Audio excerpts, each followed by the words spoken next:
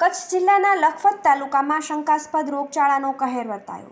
કચ્છ જિલ્લાના લખપત તાલુકામાં શંકાસ્પદ રોગચાળાનો કહેર વર્તાયો છે. લખપત તાલુકામાં અત્યાર સુધી ભેદી તાવથી 14 જેટલા લોકોના મોત નીપજ્યા છે. માત્ર 4 દિવસમાં 14 લોકોના મોત થતાં આરોગ્ય વિભાગ દોડતું થયું છે. આરોગ્ય વિભાગની 25થી વધુ ટીમો તાલુકાના સર્વેની કામગીરીમાં જોડાઈ છે. તો સર્વેની કામગીરી વચ્ચે વધુ 2 લોકોના મોત થયા હોવાનું જાણવા મળ્યું છે. લખપત તાલુકાના મેડી ગામની મહિલા અને અન્ય વ્યક્તિનું શંકાસ્પદ મૃત્યુ થયું છે.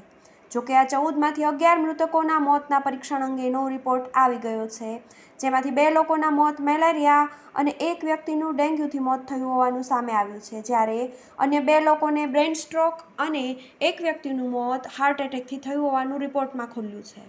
મૃતકોને બર્ડ ફ્લૂ હતો કે નહીં તે અંગે જાણવા માટે પણ સેમ્પલ લેવાયા હોવાની જિલ્લા કલેક્ટરે માહિતી આપી છે.